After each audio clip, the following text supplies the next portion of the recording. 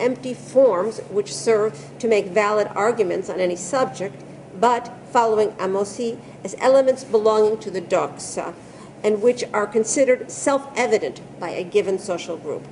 Accordingly, they manifest themselves in a recurring way in defined and undefined descriptions and in nominalizations, syntactic forms linked to produce the effect of evidence. In this way, in order to support successive military takeovers, liberal coup-sympathetic memory as rhetorical argumentation and its discourse originating in 1930 brandished topics which I have synthesized with the following formulas, giving rise in many cases to the display of nominalizations which manifest them. The government that was toppled did not respect democracy. The armed forces will establish democracy. The toppled government did not respect the Constitution. The armed forces respects it. The toppled government violated institutions, while the armed forces will reestablish institutions. This display of topics was adapted to various coup-sympathetic circumstances, and if you wish to learn in greater detail about this afterwards, you may ask me. These topics were expressed repeatedly in the argumentational technique called by Perelman and Olbrecht dissociation of notions, by means of which the notion of democracy was disassociated into a false and inauthentic notion which was valid respectively during the governments of Hipólito Yrigoyen, Juan Domingo Perón, and Isabel Perón, and a true and authentic democracy which the armed forces would restore. Es interesante destacar que los gobiernos derrocados que surgieron de movimientos populares de masas, como el de Hipólito Yrigoyen en 1930 y el de Juan Domingo Perón en 1945, fueron designados con lexemas como dictadura y tiranía, aunque se observa que las críticas hacia Perón fueron más moderadas que las que recibió Yrigoyen. Ello puede entenderse a partir de que la prensa escrita venía de sostener una postura favorable hacia Perón o porque representó su derrocamiento bajo el peligro de la guerra civil y por eso adoptó un tono moderado que no agudizara los enfrentamientos del momento. It is interesting to note that the toppled governments, which arose from the popular movement of masses, such as that of Hipólito Yrigoyen in 1930 and Juan Domingo Perón in 1945, were designated with lexemes such as dictatorship and tyranny, although we may note that the criticism directed towards Perón was more moderate than what Yrigoyen received. This could be understood based on the fact that the written media at that particular time had just adopted a more favorable position towards Perón, or because it represented his overthrow under threat of civil war, and for this reason adopted a more moderate tone which would not make the confrontations of the time period even more inflammatory. En cuanto a la memoria golpista nacionalista antiliberal y sus discursos fundadores en 1930, apoyaron los sucesivos golpes militares mediante una estrategia argumentativa basada en los tópicos que sinteticé con las siguientes fórmulas, que en varios casos retoman el cliché con el que se manifiestan en los discursos estudiados o sintagmas cristalizados ya empleados por historiadores que se han referido al pensamiento nacionalista, como Navarro Gerasi en su momento y Lori Sanata. El régimen liberal no se adecua a la realidad del país, es un sistema del pasado. El nuevo orden, que orientaba a favor de que las Fuerzas Armadas sustituyeran el régimen demoliberal. La reforma de la Constitución, que plasmara ese nuevo orden. La independencia económica, que gozaría la Argentina gracias a los gobiernos militares. Y el mito de la nación católica. En relación con el tópico del nuevo orden, merece destacarse que se articuló con el argumento de la disociación de las nociones, mediante el cual la noción de democracia fue disociada en una democracia falsa e inauténtica, la democracia liberal, y la democracia verdadera y auténtica, en esta memoria, la democracia orgánica y corporativa. Luego del derrocamiento de Perón en 1955, la democracia falsa e inauténtica cobró también el sentido de la democracia proscriptora del peronismo. Aclaremos que luego del golpe de Estado de 1955, el peronismo fue proscripto en la Argentina hasta 1973.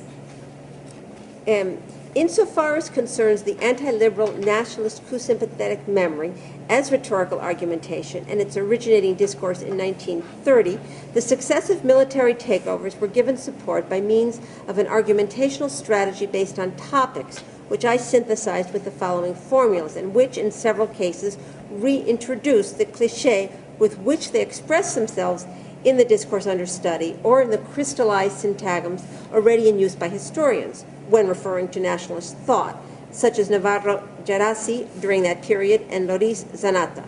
The liberal regime is not in sync with the reality in the country and is a system of the past. The new order, which is favorably biased towards or predisposed towards the armed forces, who will replace the democratic liberal regime, constitutional reform, and who will give shape to this new order, economic independence, which Argentina will enjoy thanks to the military governments and the myth of the Catholic nation.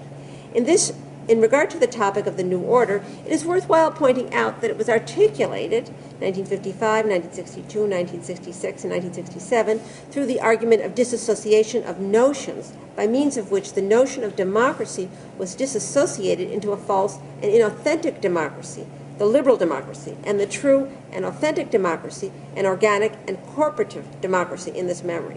After the overthrow of Juan Domingo Perón in 1955, the false and inauthentic democracy also adopted in 1962 and 1966 the sense of proscriptive democracy of Peronism. En cuanto al mito de la nación católica, se trata de una construcción ideológica que postula como criterio de legitimidad de un gobierno la búsqueda del bien común de acuerdo con los principios de la doctrina cristiana, contrariamente al liberalismo que toma como criterio el mandato popular expresado en el sufragio. El mito de la nación católica, también a diferencia del liberalismo, difumina tanto los límites entre la Iglesia y el Estado como entre el poder celestial y el poder terrenal, y promueve por ello la instauración de un Estado católico, tarea que la Iglesia delega en el ejército, que junto con la Iglesia misma constituiría las bases de la nacionalidad.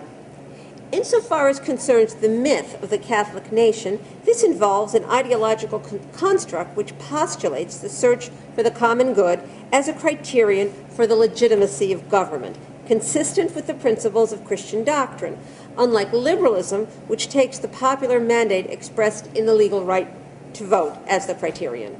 The myth of the Catholic nation, again unlike liberalism, blurs the limits between the church and the state, as well as the limits between the heavenly and earthly powers, and for this reason promotes the establishment of a Catholic state, a task which the Church delegates to the army, which jointly with the Church itself would constitute the basis of nationality. El mito de la nación católica mantuvo una notable estabilidad para apoyar todos los golpes militares, pues las Fuerzas Armadas fueron representadas como las guardianas de la esencia misma de la patria que sería el cristianismo. A partir del golpe militar de 1962, el mito de la nación católica se articuló con la doctrina de la seguridad nacional, bajo la representación de las Fuerzas Armadas como defensoras de la doctrina católica, que era un freno ante el avance continental del comunismo. Asimismo, en 1966 y en 1976, este tópico se cristalizó en los clichés tradición occidental y cristiana y civilización occidental y cristiana. Y ante el derrocamiento de Isabel Perón, fue también empleado por la memoria retórico-argumental golpista liberal como un indicador de una alianza interdiscursiva entre las dos memorias golpistas ante el enemigo común subversivo. Al mismo tiempo, estas memorias compartieron una serie de tópicos como los que denominé el peligro de la revolución social, la corrupción del gobierno derrocado y el gobierno militar virtuoso. The myth of the Catholic nation maintained a noteworthy stability in order to support all the military takeovers, since the armed forces were represented as the guardians of the essence of the homeland, which would be Christianity. Beginning with the military takeover of 1962, the myth of the Catholic nation was articulated by means of the doctrine of national security, in Garcia 1991, under the view of the armed forces as defenders of Catholic dogma, which was a bulwark against the continental advance of communism.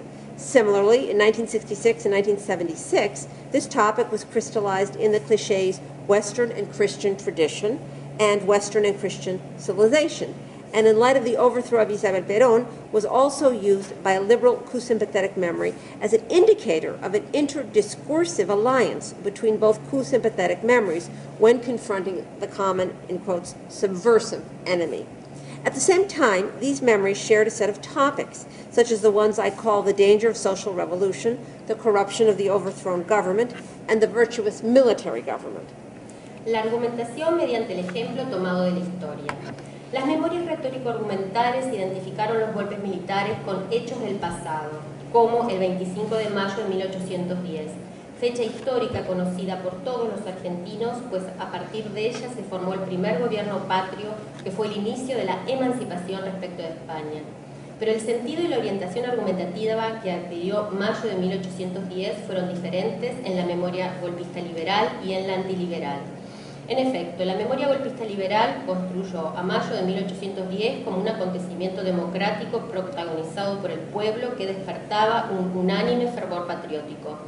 Los golpes militares, al ser identificados con mayo de 1810, funcionaron junto con mayo como ejemplos de acontecimientos democráticos que generaban ese fervor patriótico. La memoria golpista nacionalista antiliberal, en cambio, construyó a mayo de 1810 como un hecho revolucionario en el que el papel protagónico lo tuvo el ejército, no el pueblo. En este caso, mayo de 1810 y los golpes militares funcionaron como ejemplos de acontecimientos revolucionarios protagonizados por el ejército que sustituiría el régimen institucional de la Argentina. Argumentation by means of examples drawn from history. The rhetorical argumentational memories identified the military takeovers with events of the past, such as that of May 25, 1810, a historic date well known to all Argentines, since the date marked the beginning of the creation of the first government of that country, which was the start of emancipation in regard to Spain. But the sense and argumentational bias which May 1810 acquired were different in the liberal and anti-liberal coup sympathetic memories. In effect, the liberal coup sympathetic memory construed May 1810 as a democratic event in which the people played the leading role and which awakened a unanimous patriotic fervor. The military takeovers, by identifying themselves with May 1810, acted together in May as examples of democratic events generating this patriotic fervor. The anti-liberal nationalist coup sympathetic memory, on the other hand, construed May 1810 as a revolutionary event in which the leading role was played by the army, not the people. In this case, May 1810 and the military takeovers served as examples of revolutionary events led by the army which sought to replace the institutional regime in Argentina. Del análisis de la identificación de los golpes de Estado con hechos del pasado, se desprenden dos relatos implícitos sobre la historia argentina que le asignan un telos o una meta diferente. En la memoria liberal se trata de la vigencia del sistema democrático, ante el cual los gobiernos derrocados funcionaban como oponentes. En la memoria antiliberal se trata de la revolución nacional, frente a la cual los gobiernos derrocados también funcionaban como oponentes. En ambos relatos, asimismo, las Fuerzas Armadas asegurarían la llegada a estas metas. From an analysis of the identification of the coup d'etats with past events, two implicit narratives about Argentine history can be singled out, which assign a different telos or goal to each. The liberal memory involves the validity of the democratic system, in view of which the overthrown governments act as opponents. The anti-liberal memory involves a nationalist revolution before which the overthrown governments also act as opponents. In both narratives, the armed forces would also ensure that these goals are reached.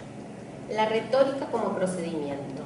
Otra estrategia persuasiva usada por las memorias retórico-argumentales golpistas fue el tipo de argumento que Perelman y Ortiz denominan la retórica como procedimiento. Este argumento es producto de una disociación nocional que da lugar a las parejas filosóficas, falso, verdadero, artificial, natural y verbal, real. En efecto,